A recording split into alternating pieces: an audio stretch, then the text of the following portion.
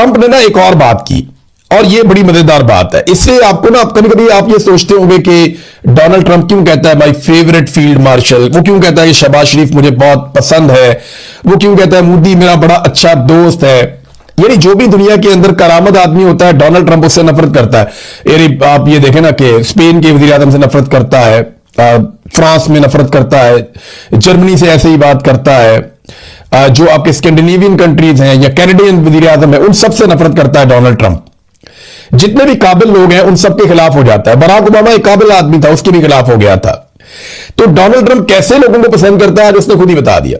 उसने कहा जी मुझे नालायक लोगों के साथ घूमते हुए खुशी महसूस होती है, नालायक और नाकारा लोगों के साथ मैं खुशी महसूस करता हूं, मुझे कामयाब अफराद से नफरत है। यह है जी डोनाल्ड ट्रंप अपने मुंह से कह रहा है, क्योंकि मुझे उनकी कामयाबी की कहानियां सुनना पड़ती हैं जो कामयाब लोग होते हैं। मुझे वो लोग पसंद हैं जो मेरी कामयाबी को सुनना पसंद करें।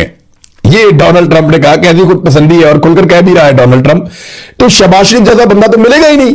कैसे सलूट मारता है, कमाल किस्म का स्टेटमेंट देता है खड़ा होके, बार बार सलूट मारता है, फिर आंख भी मारता है, फिर बहुत ज्यादा बूट पॉलिश भी करता है, फिर ये कहता है कि आप दुनिया के सेवियर हैं, फिर ये कहता है आपने लाखों करोड़ों की जान बचाई है, फिर ये कहता है कि आप ना होते तो पता नहीं दुनिया का क्या हो जाता। तो ट्रंप को तो खुदा बनाकर रख दिया शहबाज शरीफ ने।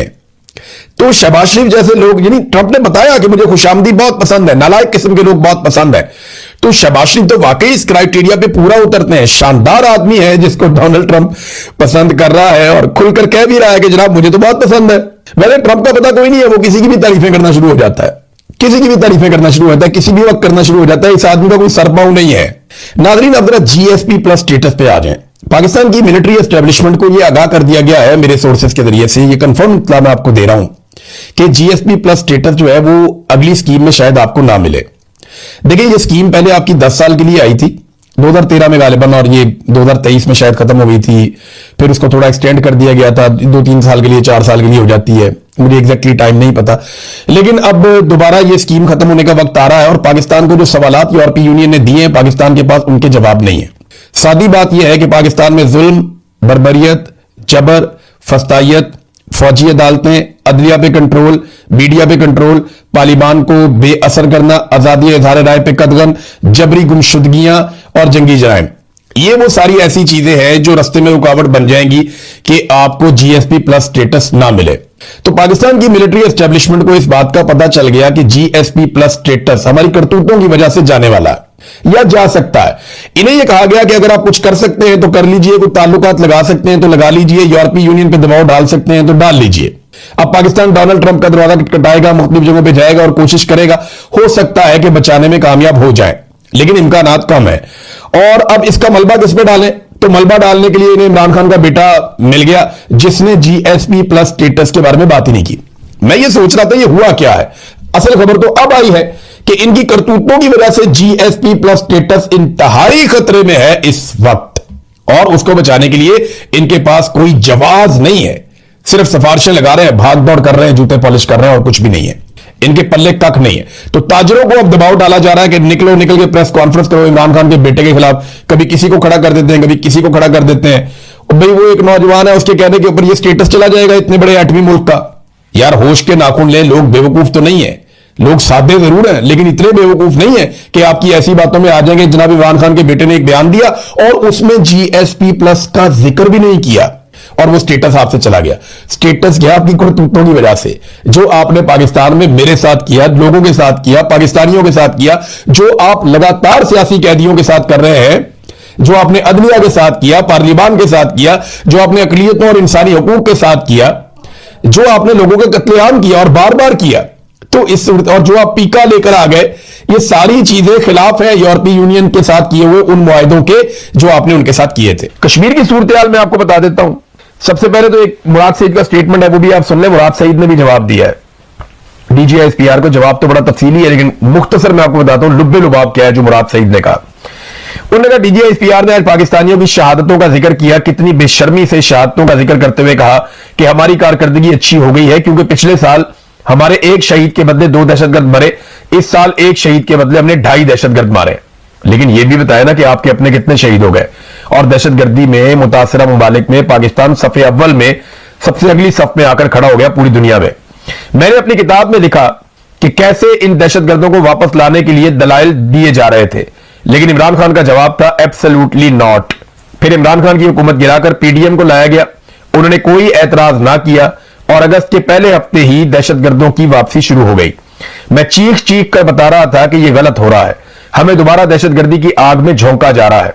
लेकिन आप डीजीआईएसपीआर के अकाउंट की प्रेस कॉन्फ्रेंसेस सुन ले, ये कहते झूठ बोल रहा है, प्रोपेगेंडा कर रहा है। बॉर्डर पर बाढ़ लगे हुए हैं और इसके बावजूद दहशतगर्द वापस कैसे आ गए? चौकियां खाली क्यों करवाई गई? जो दहशतगर्द क्यादत कर रहे वो फौज की तहवील में थे।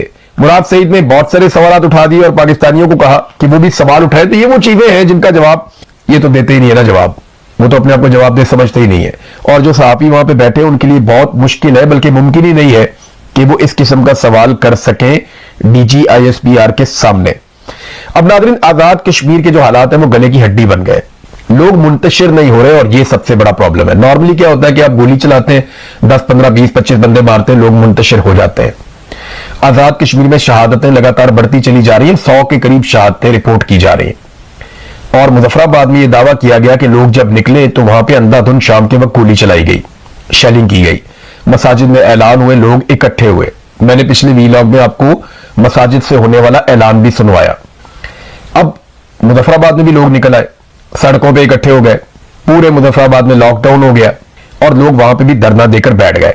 गलियों और मोहल्लों में सड़कों पे खवातीन और बच्चे भी निकलकर आ गए और खवातीन और बच्चों ने एहतजाज की एक नई एग्जाम्पल कायम की है। वो कहते हैं हमारे घरों में चादर और चारदीवारी का तकद्दुस पामाल किया जाता है, तो अब वो भी सड़कों पर है, शहरियों पर गोलियां चलाई गई हैं मुबैना तौर पर, क्योंकि अभी मेरे पास कंफर्म इतलात नहीं है, क्योंकि वहां पर ये इंटरनेट बंद कर देते हैं। 8 लोग शहीद हुए और 40 जख्मी हुए अब तक की जो अनकंफर्म्ड इतलात है उनके मुताबिक। शौकत नवाज मीर के लिए बहुत आवाज उठा रहे हैं आजाद कश्मीर मुजफ्फराबाद के लोग, क्योंकि वो मुजफ्फराबाद का बेटा है। ये जो सिंध से एक गया हुआ ना, ये भी मुजफ्फराबाद का बेटा नहीं है, वो जो पंजाब से जाती है वो भी कश्मीर की बेटी नहीं है। तो ये अपने आप को क्लेम करते हैं कि हम कश्मीर के बच्चे हैं, लेकिन जो कश्मीर का बेटा है वो जबरी तौर पर लापता है और पाकिस्तान की मिलिट्री एस्टेब्लिशमेंट ने उसको गायब किया हुआ है। नाम है शौकत नवाज मीर, दुकान चलाता है किताबों की और लोगों के दिल की बात करता है। तहरीक तहफ़्फ़ुज़ आईन पाकिस्तान ने एक बहुत बड़ी अनाउंसमेंट की है नाज़रीन, और ये अनाउंसमेंट के ऊपर ना सबको तवज्जो देनी चाहिए। इन्होंने एक इमदादी काफिला आजाद कश्मीर में भेजने का ऐलान किया। ये इमदादी काफिला आजाद कश्मीर में जाएगा 3 तारीख की सुबह 10 बजे और ये निकलेगा इस्लामाबाद से। इस्लामाबाद में सुबह 10 बजे F10 मरकज इस्लामाबाद से एम्बुलेंसेज, अद्वियात, डॉक्टर्स, पैरामेडिकल स्टाफ, रजाकार, खाने पीने की अशिया लेकर आजाद कश्मीर जाएंगे। और इसमें जनाब उन्होंने अपील की है खास तौर पे पैरामेडिकल स्टाफ और डॉक्टर से कि वो अपनी रजिस्ट्रेशन करवाएं। रजिस्ट्रेशन का एक फॉर्म भी उन्होंने जारी कर दिया है, सोशल मीडिया पे हर जगह पे ये फॉर्म जो है वो दस्तयाब है। और ये अपील की है कि ज्यादा से ज्यादा लोग और रजाकार इसके अंदर शिरकत करें और आजाद कश्मीर के लोगों की मदद के लिए अद्वियात, खाने पीने की चीजें और बाकी साजो सामान लेकर जाएं, मरहम पट्टी का सामान लेकर जाएं और एम्बुलेंसेज भी वहां पे जाएंगी, डॉक्टर्स और पैरामेडिकल स्टाफ भी जाएंगे। अब ये बहुत बड़ा चैलेंज है पाकिस्तान की मिलिट्री एस्टेब्लिशमेंट के लिए कि वो इस काफिले को जो इमदादी सामान लेकर जा रहा है आजाद कश्मीर में दाखिल होने देते हैं या नहीं होने देते। अगर वो इन्हें जाने देंगे तो इसका मतलब है फिर चीजें जाकर ये लोग देखेंगे, रिपोर्ट करेंगे, वहां पे लोगों का इलाज करेंगे, लोगों को सहूलत मिलेगी।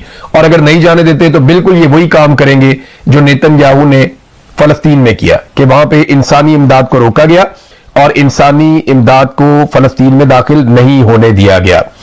कश्मीरियों के लिए बरतानिया में बहुत बड़ा एहतजाज हुआ नाज़रीन। यहां पे लोगों ने आसिम मुनीर और इनके अलावा जो एक ख्वाजा आसिफ और दीगर कुछ लोगों के खिलाफ पोस्टर्स उठाए हुए थे और वो शदीद एहतजाज कर रहे थे। बड़ी तादाद में कश्मीरी रोजाना की बुनियाद पर मुख्तलिफ ममालिक में निकल रहे हैं। खास तौर पर बरतानिया में इनके बहुत बड़े बड़े एहतजाज होते हैं। इस्लामाबाद में F10 में एक मुजाहरा किया सेनेटर मुश्ताक साहब की कॉल के ऊपर। यह बहुत बड़ा एहतजाजी मुजाहरा था, लोग बहुत बड़ी तादाद में इकट्ठे हुए। तो सेनेटर मुश्ताक की यह कोशिश है और उन्होंने आजाद कश्मीर के हक के लिए, कश्मीर के शहरियों के लिए बड़ा मुजाहरा किया है। तो इस्लामाबाद में तो यह मुजाहरा हो गया, लेकिन मरियम नवाज बिल्कुल हसीना वाजिद की तरह रिएक्ट करती है। खुद तो कहती है मैं कश्मीर की बेटी हूं, लेकिन कश्मीरियों के हुकूक के लिए कश्मीर के झंडे लेकर जो खवातीन और हजरात लाहौर में निकले उनके साथ ऐसे सलूक किया गया जैसे वो किसी दुश्मन मुल्क से आए हुए। उन्हें ब्रूटली पकड़ा गया, उन्हें घसीट के गाड़ियों में डाला गया, उनसे झंडे छीन लिए गए। तो ये ज्यादती हमने पंजाब में, लाहौर में देखी।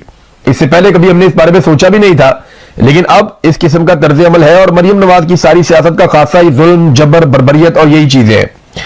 मीर वाइस उमर फारूक ये मकबूजा कश्मीर के रहनुमा है और इन्होंने एक स्टेटमेंट जारी किया है जिसमें इन्होंने कश्मीरियों के हक में बयान दिया और कीमती जानों के ज़िया के ऊपर अफसोस का इजहार किया। इन्होंने दुआ भी की और बातचीत पर जोर दिया, मसाइल को बैठकर हल करें, जमहूरी हकूक दिए जाएं। तो आजाद कश्मीर के शहरियों के हक में एक बड़ी आवाज जो है वो मकबूजा कश्मीर से उठी है।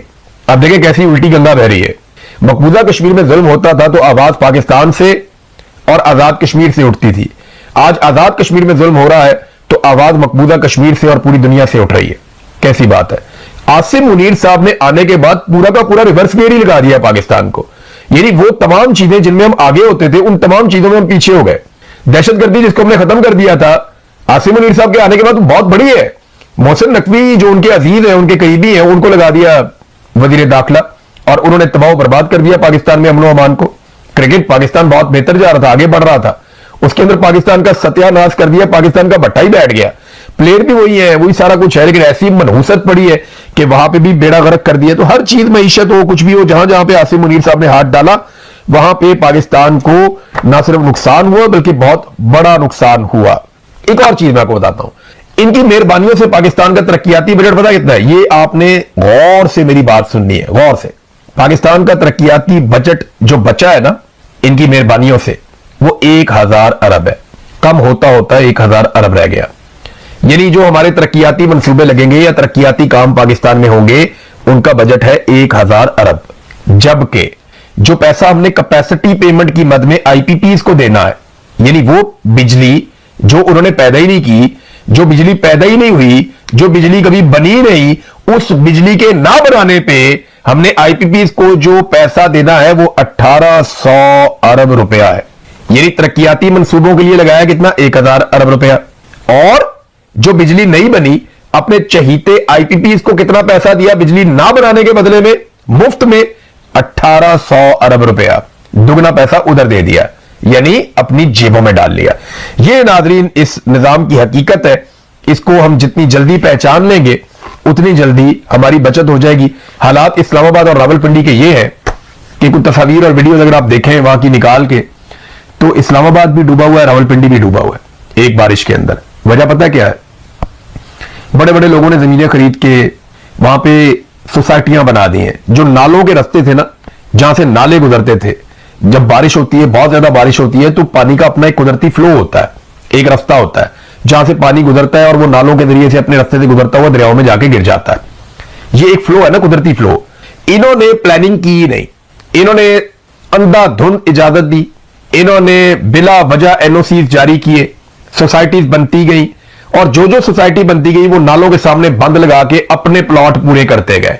अब हुआ यह है कि जो पानी का कुदरती रास्ता है वो हो गया बंद। और अब जब भी बारिश होती है इस्लामाबाद में भी और रावलपिंडी में भी, क्योंकि बहुत सारी मशरूम ग्रोथ हुई है सोसाइटियों की, तो वहां हर तरफ पानी खड़ा हो जाता है क्योंकि पानी का रास्ता हमने रोक लिया और वो पानी अब सैलाब की शक्ल इख्तियार करके नुकसान पहुंचाता है। और ये सब कुछ थोड़े थोड़े पैसे बनाने के लिए मिलिट्री एस्टेब्लिशमेंट ने और ब्यूरोक्रेसी ने और सियासतदानों ने मिलकर किया है। खुद तो इन्होंने मुल्क में रहना नहीं है तो बेड़ा गर्क कर दिया पूरे मुल्क का।